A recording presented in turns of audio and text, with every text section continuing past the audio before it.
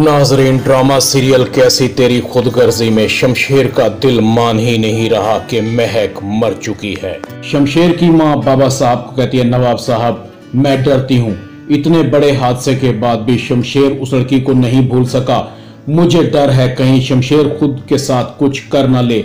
अगर मेरे बेटे को कुछ हो गया तो मैं कभी भी अपने आप को माफ नहीं करूंगी। नवाब दिलावर कहता है कि तुम हर वक्त कैसी बातें करती रहती हो, कुछ नहीं होगा शमशेर को, वक्त बहुत बड़ा मरहम है, ठीक हो जाएगा, मैं समझाऊंगा उसे, तुम अपनी सेहत का ख्याल रखो।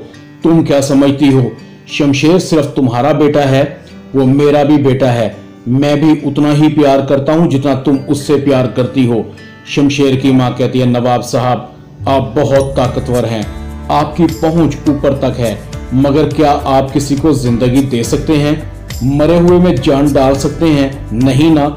सोचें तब शमशेर पर क्या गुजरेगी जब खुदा ना खास्ता उसे पता लग गया कि महक को आपने मरवाया है। नवाब दिलावर कहता, शट अप, मैंने किसी को नहीं मरवाया, वही किया जो हम सबके लिए बेहतर था।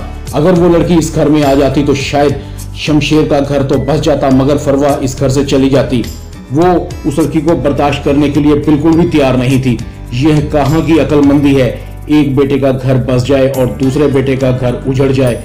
मैं संभाल लूंगा, मगर आइंदा तुम अपने मुंह से ऐसी कोई बात ना निकालना जिससे शमशेर को जरा बराबर भी ये गुमान हो कि उसकी शादी महक से हमारी वजह से नहीं हुई। वो मेरा बेटा है, भूलते हुए देर नहीं करेगा। वैसे भी उसे समझाओ अपनी जिंदगी में आगे बढ़ने की कोशिश करे।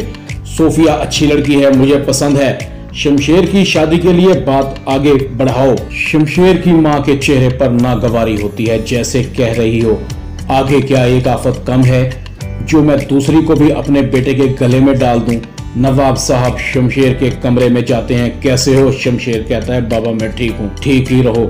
और ये क्या तुमने अपनी शक्ल बना रखी है? घर से निकलो, कहीं बाहर चले जाओ, दुनिया देखो।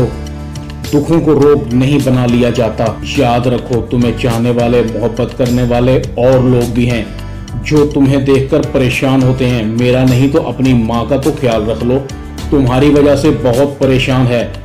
नवाब साहब जाने लगते हैं। शमशेर कहता है, बाबा एक बात पूछूं, आपने उस लड़के के साथ क्या किया है? बाबा साहब कहते हैं, वो जेल में है, उसकी जरूरत कैसे हुई कि वो तुम्हें नुकसान पहुंचाने का सोचे? अगर तुम्हें कुछ हो जाता तो? शमशेर कहता है, बाबा उसे छुड़ा दें प्लीज, ये मैं आपसे कह रहा हूँ। मुझे अब लगा है अपनों से बिछड़ने का गम क्या होता है, शायद मैं और वो एक ही कश्ती के सवार थे। इधर नवाब साहब पुलिस को फोन करते हैं, उस लड़के को छोड़ दो। पुलिस इंस्पेक्टर कहता है, मगर नवाब साहब उसने शमशेर साहब को मारने की कोशिश की है, बल्कि वो तो अपनी तरफ से खत्म कर ही चुका था। ये तो खुदा का शुक्र है कि शमशेर साहब की जान बच गई, वैसे हमने उसका मार मार कर बुरा हाल कर दिया है।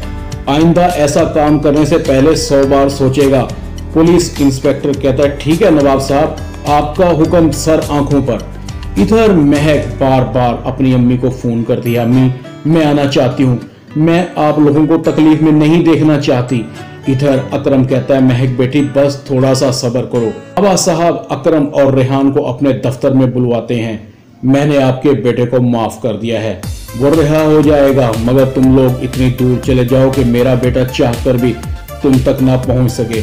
नवाब साहब एक फाइल अकरम और रेहान को देते हैं, ये तुम्हारा नया घर है, वहां जाकर आराम से रहो, तुम्हें कोई तकलीफ नहीं होगी। मुझे पता है कि तुम्हारी बेटी जिंदा है, उसे बचा लिया गया था, मेरे ही आदमियों ने रेहान साहब तक पहुंचाया है उसे।